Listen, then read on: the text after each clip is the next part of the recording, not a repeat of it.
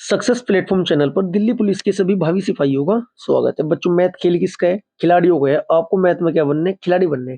Delhi police constable math set number 14 3/12/2020 third shift में जो आपके 15 क्वेश्चन मैथ के पूछे गए हैं, इन्हें हम ट्रिकी अप्रोच के साथ सोल्व करेंगे। साथ के साथ में आपको मैथ के 80 से लेकर 90% क्वेश्चन विदाउट एक्स और विदाउट फॉर्मूला सोल्व करना सिखाऊंगा। जिन बच्चों की मैथ की प्रैक्टिस अच्छी है, कंप्लीट क्लास देखना। आपको आज की क्लास से 8 से लेकर 9 कॉन्सेप्ट नहीं देखने को मिलेंगे जो एग्जाम में आपका समय बचाएंगे।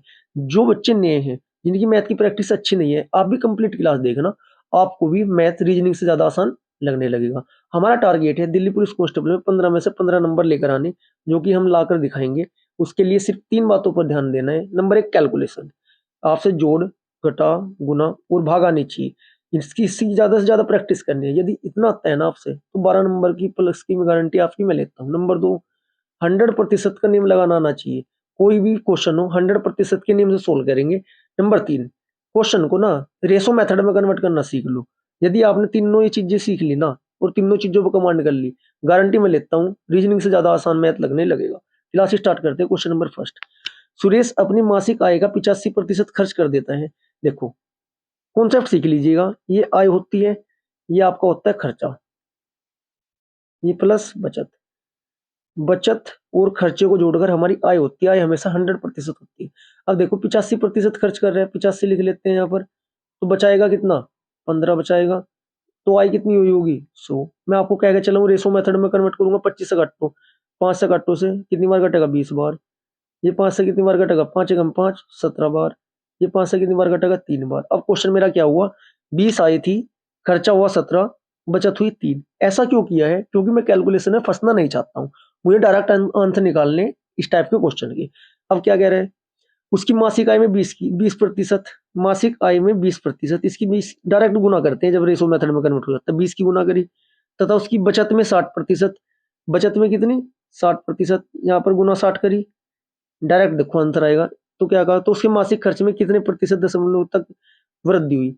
20 की गुना 20 में करेंगे, कितने हुए आपके? 400। 60 की गुणा 3 में करते हैं डायरेक्ट जब रेशो मेथड में कन्वर्ट हो जाते हैं। 36, 18, 180। अब एक मैं बताऊं, 400 तो उसकी आय है, 180 उनने बचाए हैं। खर्च कितने की होंगे? खर्च की होंगे उसने 220। बस देखो, डायरेक्ट आंसर आएगा। ना गुना 100 करने की जरूरत पड़ने की, ना भाग करने की पड़ने की। पूछा क्या है? उसकी आय में वृद्धि याद कीजिए। अब मैं आपसे एक बात पूछना चाह रहा हूँ, ये आपके कितने हैं? 220, और ये कितना था आपका? 17। नेक्स्ट स्लाइड में ले लेते हैं। 220 और 17, ये 220 लिखो यहाँ पर। यहाँ से 17 से डायरेक्ट भाग दो। 17 एकम 17, 17 दूनी 34, 17 एकम 17, बचे कितने आपके? 12। 12 में 7 जाके कितने बचे आपके? 5।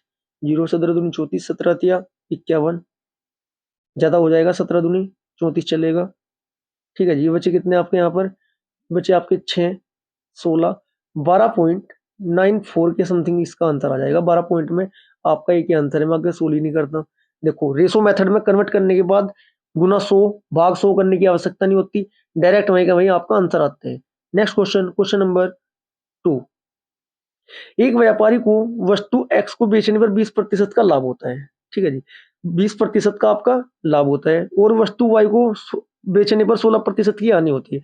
जितने पुराने स्टूडेंट हैं मैथ की, जिनकी प्रैक्टिस बहुत जबरदस्त है, यदि आप पूरा सोल्व करोगे ना, हाफ पेज से ज्यादा में जाएगा। देखो इसे हम 2 लाइन में कैसे उड़ाते हैं। भाई 20% का लाभ है, दूसरी वाई वस्तु पर 16% की हानि है। यदि एक्स और वाई का क्रय मूल्य का अनुपात 3:5 हो, मैं यही से क्वेश्चन उठाऊंगा। एक्स लिखते हैं, वाई लिखते हैं, 3:5 है। भाई 3:5 को मैं परसेंटेज निकाल लूंगा, निकाल नहीं पाएगा। इसलिए जो 3:5 है ना, इसे है ना हम कैलकुलेशन आसान करने के लिए ना 300 और 500 लिख देते हैं। हमेशा ऐसा ही करना। आप भी 300, 500, इतनी बात समझ में आई? यहाँ तक कार्य हमारा समाप्त हुआ। इसके बाद क्या कह रहा है? एक्स को 20% के लाभ पर। अब 300 का 20% निकालने के लिए ना पूरी कैलकुलेशन नहीं करने के, 3 दूनी 6, एक जीरो बढ़ाएंगे।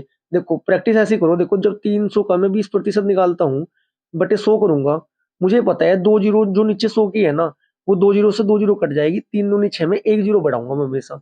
इसका मतलब 60 रुपये ज्यादा, 60 रुपये एक्स्ट्रा मिलेंगे। ये कितने की बेचेगा इसे? प्रॉफिट लेने के बाद 360 की। अब 500 का कितना निकालना? 16।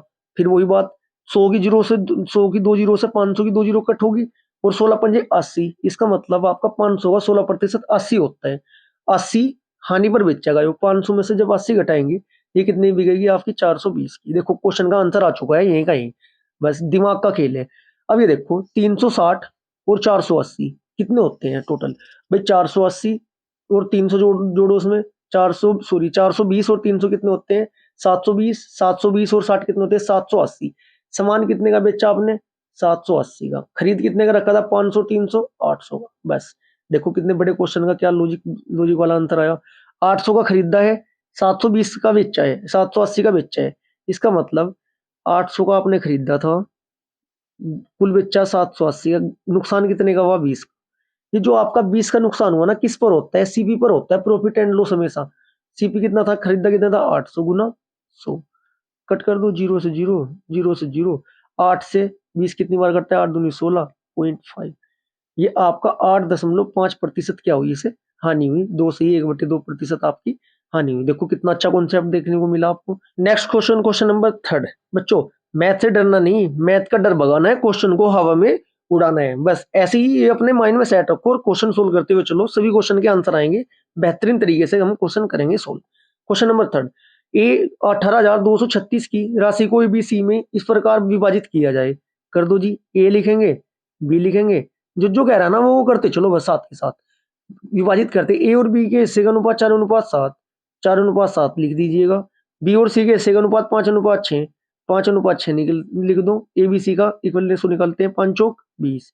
इसकी गुना यहाँ करके यहाँ पे लिखते हैं, 7 पंजे 35 और 6 42। कुछ बच्चे ऐसा कॉन्सेप्ट करते होंगे, 5 इधर शिफ्ट करते होंगे तब 5 की गुना 4 में करते होंगे, 7 इधर शिफ्ट करके 7 छंग 42 कर दोगे, तब ऐसे ही करोगे। बात एक ही है।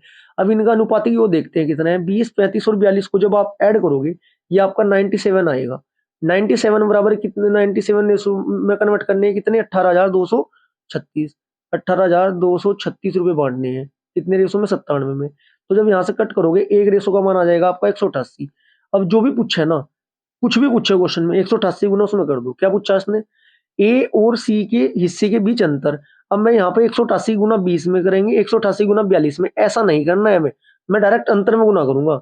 मुझे दिखाई दे रहा है यहाँ पर 20 है, ए का हिस्सा 20 रेशो में है, सी का 42 में। अंतर देखते हैं कितना है अंतर। 20 और 42 का डिफरेंस होता है आपका 22। मैं डायरेक्ट 22 की गुना करूंगा मैं इसमें। ठीक है। जब 188 गुना 22 में करोगे तो आपका कितना आ जाएगा? 4136 राइट आंसर आ जाएगा, 4136, जो कि ऑप्शन नंबर डी होगा। यदि ये पूछता तो ए का हिस्सा कितना, तो 20 में गुना करते, बी का हिस्सा पूछता 35 में गुना करते, सी का हिस्सा पूछता 42 में गुना करते। यही आपका पैटर्न रहता है। क्वेश्चन को आसानी तरीके से पढ़ना है, लैंग्वेज समझनी है और सोल्व करते हुए चलना है। Next question, question number 4। 48 व्यक्ति एक साथ प्रतिदिन 8 घंटे कार्य करते हुए एक कार्य को 25 दिनों में पूरा करते हैं। ऐसे क्वेश्चन में 2 कंडीशन देगा, एक तो पहली वाली है तो पहली अलग होगी, और एक देगा अंतिम वाली, ये दूसरी अलग होगी। बस क्या करना, पहली वाली के बटे दूसरे वाली के कर देना, यदि फॉर्मूला भी नहीं आता है। बस ध्यान रखना, वर्क या ऐसा कर लेना, M1 D1 H1 सब कुछ ऊपर में, काम हमेशा नीचे में लॉजिक लगा देना। कभी भी क्वेश्चन गलत नहीं होने का, कैलकुलेशन बहुत आसान हो जाएगी। ये देखिएगा, 48 लिखेंगे सबसे पहले, 48 गुना 8, 48 गुना 8 गुना 25, पहली कंडीशन बटे।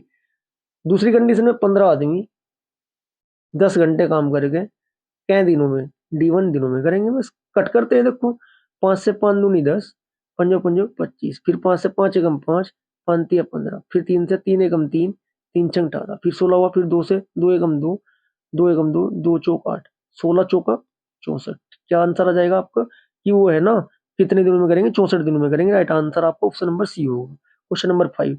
चार संख्याएं पहली पहली 3 संख्याओं का की औसत की चौथी संख्या का 3 गुना है। यदि चारों संख्याओं का औसत 35 है तो चौथी संख्या किन 2 संख्याओं के बीच स्थित होगी? जैसा कह रहा है वैसा करते चलो। क्वेश्चन की लैंग्वेज कैसी है, क्या पूछ रहा है, उससे हमें कोई मतलब नहीं है। क्या कहा इसने? 4 संख्याएं हैं, पहली 3 संख्याओं का औसत हमें पता है।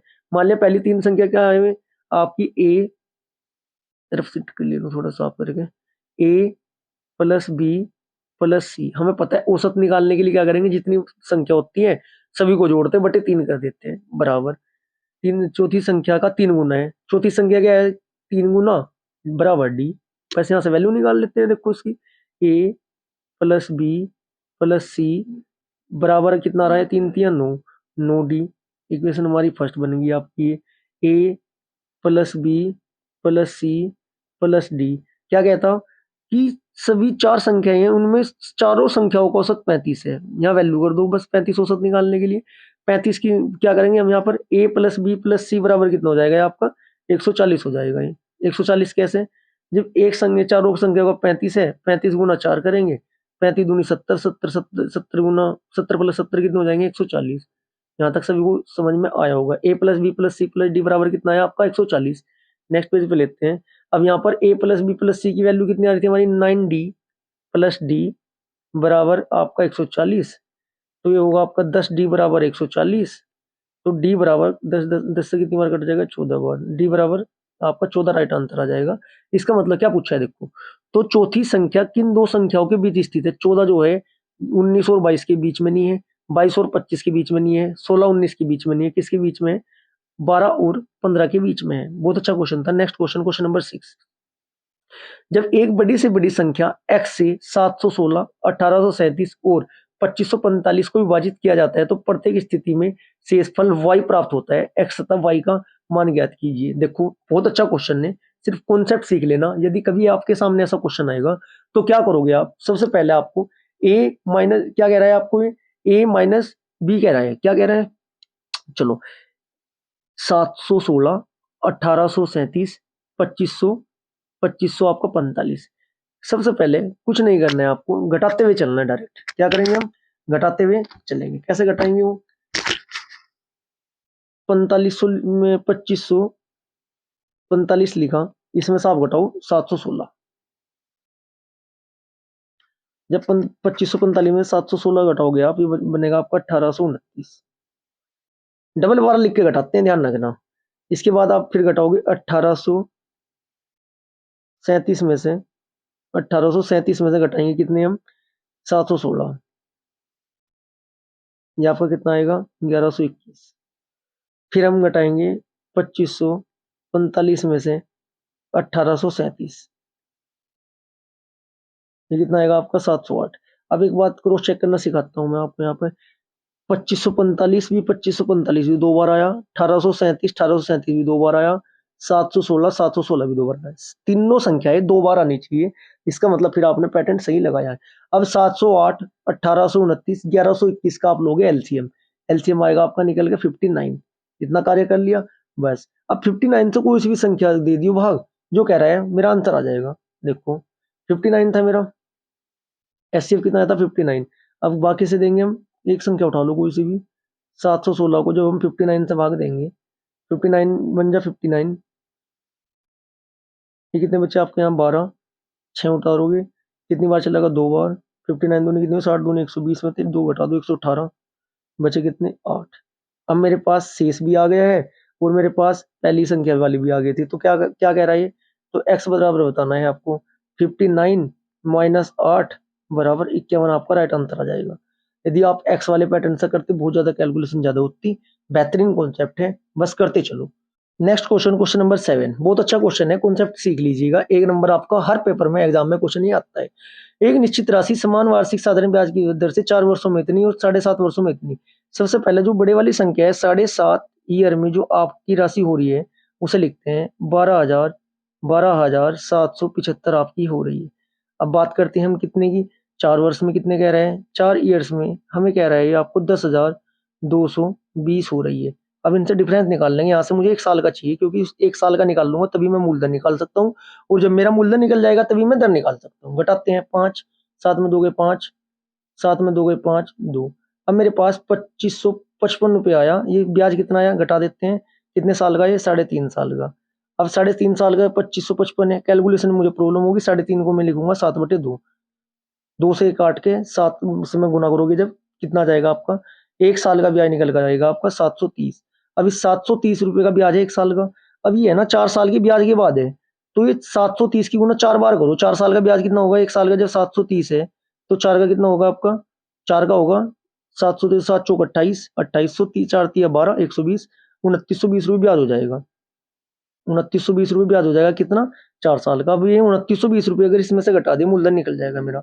घटा देते हैं, कितना था ये 10,220 माइनस 2920, मूलधन निकाल लेंगे। आज से कितना है मूलधन, मूलधन घटाओगे जब 7300 आ जाएगा। ठीक है, अब क्या करेंगे, आर निकालना है बस। आर प्रतिशत क्या होता है बच्चों, कॉन्सेप्ट सारे एक है, चार चीज पूछी जाती है, चारों का पैटर्न एक ही है। हमेशा ब्याज गुना 100 तो लिखा जाता है, ऊपरली साइड लिखते हैं 730 गुना 100। बचे दो चीज नीचे, जो चीज बची दो वो नीचे, क्या क्या बची हमारे पास, दो चीज क्या बची, मूलधन कितना था मेरा 7300 रुपये था, गुना समय कितना था एक। यदि आप 730 ब्याज ले रहे हो तो यहाँ पर एक लिखना, यदि आप टोटल 2920 रुपये ब्याज ले रहे हैं तो यहाँ 4 लिखना, बात एक ही। अब कट कर दो, जीरो से जीरो, जीरो से जीरो, 73 से 73 कम 73 बचा आपका जीरो, 10% आपका राइट आंसर आ जाएगा। ये मैं आपको 4 क्वेश्चन के तरीका एक बता था कैसे। यदि यहाँ पूछता टी तो नीचे क्या आता, यहाँ आपका मूलधन गुना दर आ जाता, यहाँ पूछता मूलधन, दो चीज बचती कौन कौन सी, टी इंटू आर यहाँ। नेक्स्ट क्वेश्चन, दो पूर्णांक संख्याओं के बीच 2507 का अंतर है, जब बड़ी संख्या को छोटी संख्या से भाग दिया जाता है तो भागफल आपका 9 और शेषफल आपका 11 प्राप्त होता है, तो उनमें से बड़ी संख्या ज्ञात कीजिए। ये वाला पैटर्न में इसलिए रखा है क्योंकि पेज जगह कम बढ़ जाती थी कैलकुलेशन करने में, बार बार रफ करना पड़ता था। ट्राई करते हैं, यदि अच्छा ये लगा तो ऐसा रख लेंगे, अन्यथा जैसे हम सोल्व करते आ रहे थे ऐसे ही करते चलेंगे। क्वेश्चन में क्या कह रहा है, दो पूर्णांक संख्याओं के बीच अंतर इतना है, भाई जैसे जैसे कहता है करते चलो। दो पूर्णांक संख्या वो a माइनस बी बराबर कितना दे रहा है, ये दे रहा है आपको 2507।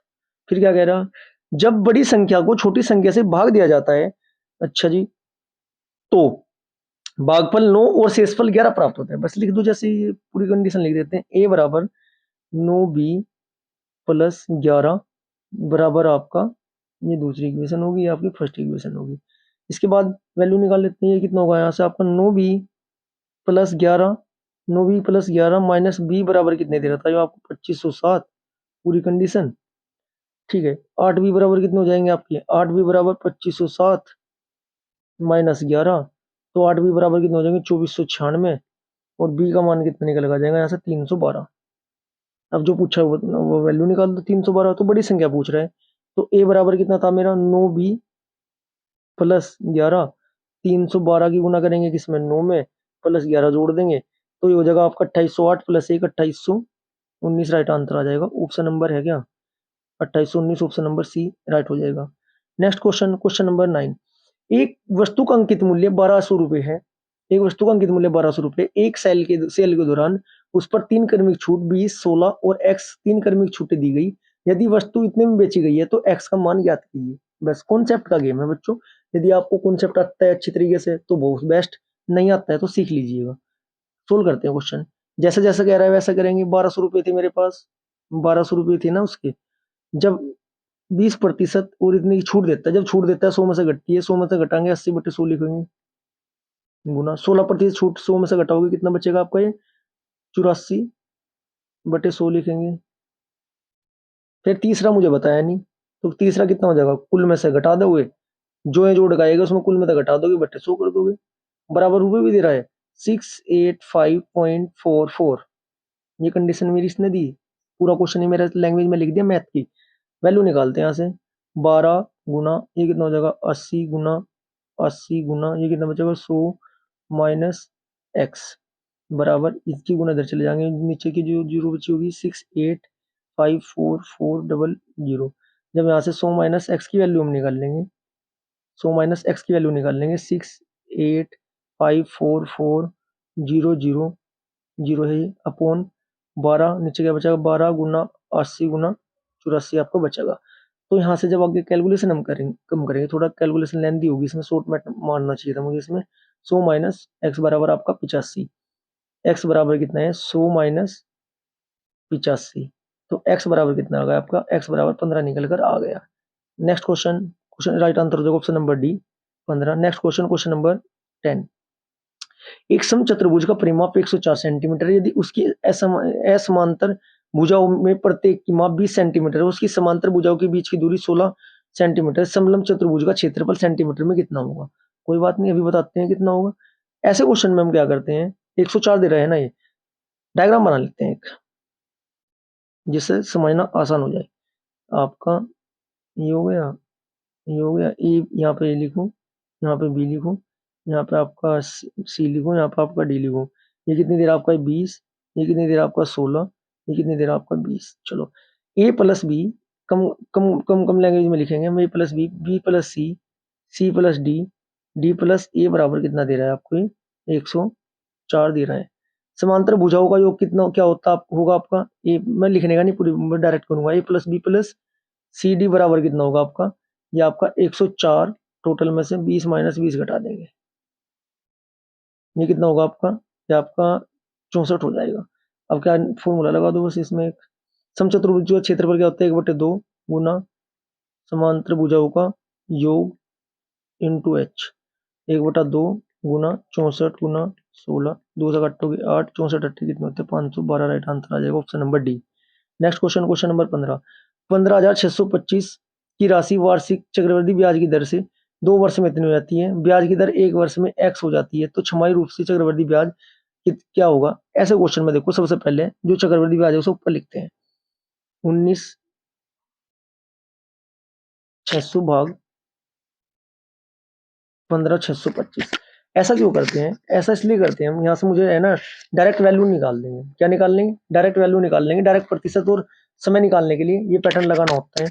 अब देखते हैं हम, ये आपका अंडर रूट में आएगा बराबर 1 प्लस आर अपॉन 100, ठीक है जी। यहाँ से कितना हो जाएगा, ये 140 होता है और ये कितना होता है 125 बराबर 1 प्लस आर बटे 100 आ जाएगा। जब आर बटे 100 बराबर 140 बटे 125, क्या था -1 है ना, -1 इधर आ जाएगा, -1 बराबर करेंगे तो आपका क्या होगा, ये आर बटे 100 बराबर 15/125। तो यहाँ से आपका आर का मान निकल गया कितना 12, वैल्यू पुट कर दो, 12 को अर्धवार्षिक को 6 कर दूंगा, 1 साल को मैं डबल कर दूंगा, टी को डबल कर दूंगा 2 कर दूंगा, इधर मेरे पास आ गई 6 को क्या लिखूंगा मैं, ऐसा कर लो 15,625 गुना 53, 53 106 को मैं 53 लिखा, 100 को मैं लिखूंगा 50 गुना 106 को मैं 53 लिखूंगा, 53 लिखूंगा, 100 को लिखूंगा मैं 50, गुना करेंगे जब यहाँ से 43890,625, ये 2-3 क्वेश्चन कैलकुलेशन वाले दे रखे थे जिससे कि बच्चा कंफ्यूजन हो। ये कितना आएगा 5 5 2500, जिससे काटोगे आप, आपका आंसर आ जाएगा 17556, 17556 लगभग आपका 556, यही आंसर आ जाएगा। नेक्स्ट क्वेश्चन, क्वेश्चन नंबर 12, ऐसे क्वेश्चन को सोल्व करने के लिए देखो पूरा लेंथी करना चाहो तो कर लो, हमें पता है सबसे पहले बार वाला ब्रैकेट सोल्व होता है और बार सोल्व होता है। अब मैं आपको एक कॉन्सेप्ट बता देता हूँ, जैसे 93 के दोनों के ऊपर बार है, जिनके ऊपर बार होता है उनके नाम के डबल नो हो जाते हैं, जिनके ऊपर बार नहीं होता उनके नाम की क्या आती है, जीरो आती है। इतनी बात सभी को पता होगा। बार से ही सोल्व करता हूँ मैं, कितना हो जाएगा आपका, ये हो जाएगा आपका 93/99 भाग 1 प्लस 3 डायरेक्ट लिखूंगा, 90 नीचे लिखूंगा, क्योंकि देखो मैं एक जो 0.3 है ना, जिसके ऊपर बार होता है उसके नाम का तो नो आता है, जिसके ऊपर बार नहीं होता उसके नाम की जीरो आती है, इसलिए 90 के सामने जीरो आई है। इतनी बात क्लियर है। अब देखो थोड़ा समझते चलना, नो ये पाटेगा माटेगा 9/8, 9/8 भाग आपका ये है 5/6 और 3/4, जब इसे करोगे 5/8 आ जाएगा ये, ठीक है।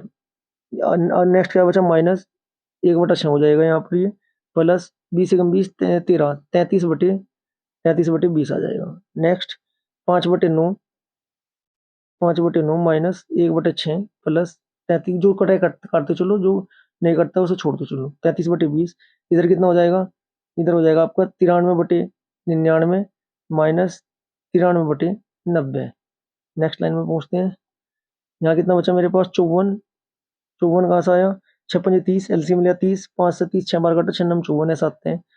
उड़ा नहीं रहा हूँ मैं, देखो कैलकुलेशन में डायरेक्ट करके चल रहा हूँ, जिस बच्चों को थोड़ा प्रॉब्लम हो रही है वो एक लाइन बीच में लिखते चलना अपनी, 20 गुना 90/99, ठीक है। कितना होगा आपका 49/30 प्लस 3/2, ये आपका होगा 49 प्लस 45, नीचे कितना था एलसीएम 30, ये कितना हो जाएगा 9×5 = 14 का 80 लगा, 1 4 4 8 1 9 9, 94/30, जो कि आपका 47/15 राइट आंसर आ जाएगा, 2 से काट के। अच्छा क्वेश्चन था 47/15। नेक्स्ट क्वेश्चन, क्वेश्चन नंबर 13, स्थिर जल में एक नाव की चाल 50 किलोमीटर प्रति घंटा है, इस नाव में जल प्रवाह की दिशा में एक निश्चित दूरी तय करने में जितना समय लगेगी उससे 25% अधिक समय स्थिर जल में उतनी दूरी तय करने में लगती है, धारा की चाल बताओ। ये आपका लिखो 50 था गुना 125 लिखोगे, ये टी आ जाएगा 125/100 बराबर 50 प्लस एक्स इंटू आपका 125 बराबर कितना हो जाएगा 2, ये कितना हो जाएगा आपको 50 प्लस एक्स, ये हो जाएगा आपका 125, क्या बचा 100, 50 दूनी 100, पहले 2 बच्चों मैं ना थोड़ा डायरेक्ट करके चलता हूँ ना, जैसे कि 50 दूनी इतना तो सब समझ ही जाते होंगे ना, 50 की गुना 2 में हुई होगी, 1 की गुना 2 में हुई होगी। ऐसा मत सोचना कि डायरेक्ट हवा में उड़ाते चल रही। प्रैक्टिस आपको ऐसी करनी पड़ेगी। 2x बराबर कितना है 25, तो x बराबर 12.5। समय लगेगा लेकिन जल्दी से दिमाग में सेट होना चालू हो जाएगा। धातु के एक गोले खोखले गोले के बाह्य और आंतरिक त्रिज्या क्रमशः 10 सेंटीमीटर 6 सेंटीमीटर यदि इसे पिघलाकर 2 सेंटीमीटर की त्रिज्या के ठोस छोटे छोटे गोल गेंद बना जाती है तो गेंद की संख्या कितनी होगी? चलो कोई बात नहीं जी, गेंद की संख्या बताते हैं। फॉर्मूला क्या होता है इसका? 4/3 पाई कैपिटल आर की क्यूब माइनस स्मॉल आर की क्यूब, कैपिटल आर बड़े के लिए स्मॉल आर छोटे के लिए। वैल्यू पुट करते चलो, 4/3 पाई 10 की क्यूब माइनस 6 की क्यूब, ये आपका हो जाएगा 4/3 पाई 1000 माइनस 216, 1000 माइनस 216 जीरो है, पेन से नीचे ना, 1000 माइनस 216, तो यहाँ से कितना निकल गया? 4/3 पाई गुना 784 जब घटाओगे। छोटी गेंद मान लिया, छोटी गेंद कितनी वो निकलेगी? मान लिया 700 कितना था 84, ध्यान रखना। छोटी गेंदों की संख्या मान लिया सपोज करो n निकलनी है, तो इसका एक छोटे गोल का आयतन क्या हो जाएगा? ये हो जाएगा आपका XN 4/3 पाई गुना 784, यहाँ से 4/3 पाई गुना 2 की पावर 3 गुना n बराबर क्या होता है? 4/3 क्या बचा? 4/3 पाई पाई गुना 784, तो n बराबर कितना आ जाएगा? 784/8। 8 सत्ती 8 नंबर 72 बचे 6 अट्ठोटी 64 98। Right answer option number A. Next question, question number 15। देखो देखो ये तो दिमाग का क्वेश्चन है। एक वस्तु को x की वृद्धि की गई फिर x की कमी की गई, यदि वस्तु पर अंकित मूल्य 10x है तो x का मान बताओ। x का मान कितना हो जाएगा आपका? 10x लिखेंगे बटे 1 माइनस एक्स बटे 100 का स्क्वायर कर देंगे, डायरेक्ट आपका आंसर। यदि नहीं समझ में आया दोबारा बता देता हूँ। भाई क्या होगा, अंकित मूल्य सी पे निकालने के लिए क्या करते हैं, वास्तविक मूल्य क्या होगा, एक बार वृद्धि वाला लिखोगे, एक बार आप कमी वाला लिखोगे, फिर यहाँ पे आगे सोल्व करोगे, ये आपका एक स्क्वायर माइनस एक्स बटे 100 हो जाएगा, लिख लेना आप खुद, डबल हो जाएगा नहीं, तो कितना बचेगा जो आपका 10x बटे 1 माइनस एक्स बटे 100 का स्क्वायर बचेगा ये आपको। यदि क्लास आपकी अच्छी लगी है, वीडियो को लाइक करिए, ज़्यादा से ज़्यादा शेयर करिए और चैनल को सब्सक्राइब करिए। Thank you.